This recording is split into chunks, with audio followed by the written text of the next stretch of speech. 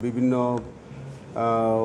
Media channel তাদের মাধ্যমে আমরা কিছু নতুন তথ্য পেয়েছি, যেমনটা পেয়েছি আমরা আমাদের ৭১ টেলিভিশনের ফারজানা রূপা তার সমীকরণ নামীয় একটা অনুসন্ধান রিপোর্ট তিনি প্রচার করেছেন।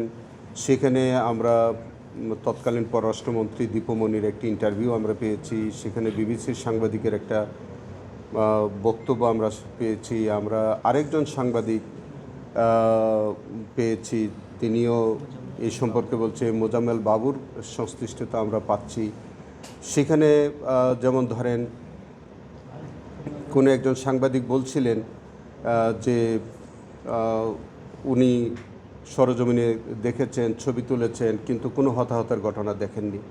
এরকম কিছু উদ্ভট ভিত্তিহীন মিথ্যা তথ্য তিনি প্রচার করেছেন। তখন ফারজানা রূপা সমীকরণ নামীয় যে অনুসন্ধানী রিপোর্টটা করেছেন, সেটা আমাদের কাছে মনে হয়েছে যে একেবারেই ঘটনার পরপরই, যেখানে সারা দেশব্যাপী একটা আলোড়ন সৃষ্টিকারী ঘটনা ঘটল, সেটাকে একেবারেই ভিন্ন খাতে নেবার জন্য তিনি কিছু বিতর্কিত মানুষের বক্তব্য নিয়ে একটা রিপোর্ট তৈরি করে সেই রিপোর্টটা তিনি জাতির সম্মুখে করলেন, সারা দুনিয়াতে এটা প্রচার করে দিলেন, দিয়ে প্রকৃত ঘটনাটাকে তিনি আড়াল করলেন।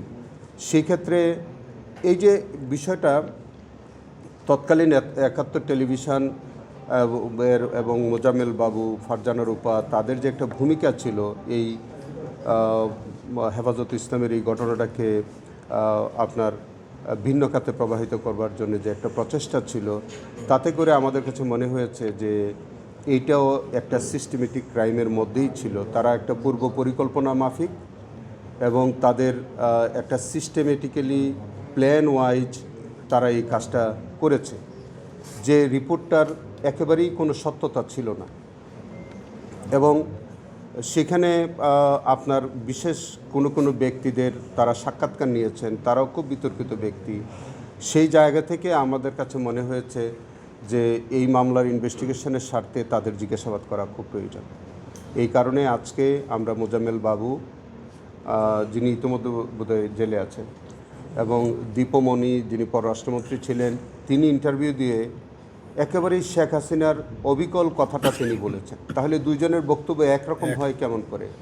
যে তিনিও কিন্তু একই রকম বলছেন, রক্তমাখা রং মেখে বসেছিল, টুপি পাঞ্জাবি পরে এমনভাবে বসেছিল, পুলিশ আসছে, দৌড় দিয়েছে।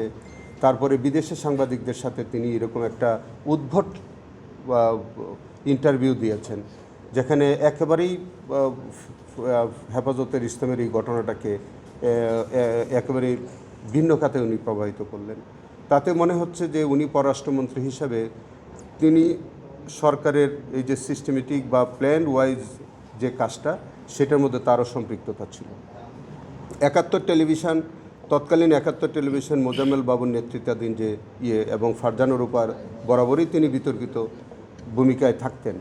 সেখানে একেবারেই পরের দিন এরকম একটা সেন্সিটিভ বিষয়, তিনি প্যান্ট শার্ট পরিহিত অবস্থায় সেই যেখানে রক্তের স্তূপের উপরে দাঁড়িয়ে, যেখানে সারা বাংলাদেশের একটা ইসলামিক মূল্যবোধ এবং মানুষের একটা ধর্মীয় সেন্টিমেন্ট কাজ করতেছিল, সেই সময় তিনি একজন ভদ্রমহিলা, তিনি পোশাক আশাক এমনভাবে পরিধান করে এমন একটা চিত্রায়িত করলেন জায়গাটাকে, এবং এমন কিছু মিথ্যা তথ্য প্রচার করলেন, মনে হলো যে এটাকে নিয়ে তিনি একটা মকারি করলেন।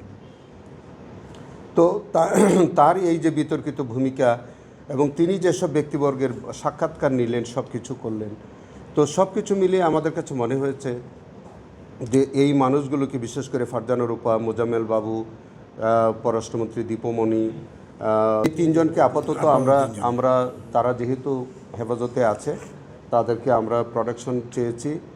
আগামী তারিখে আমরা হয়তো আমাদের এই কেসে শো অ্যারেস্ট দেখাবো, এবং সেখানে দেখানোর পরে তাদেরকে আমরা সেফ হোমে নিয়ে আমাদের প্রয়োজনীয় জিজ্ঞাসাবাদ করব এই মামলার স্বার্থে, এবং তাদের যদি সংশ্লিষ্টতা পাওয়া যায় তাদেরকে মামলার মধ্যে আনা যাবে।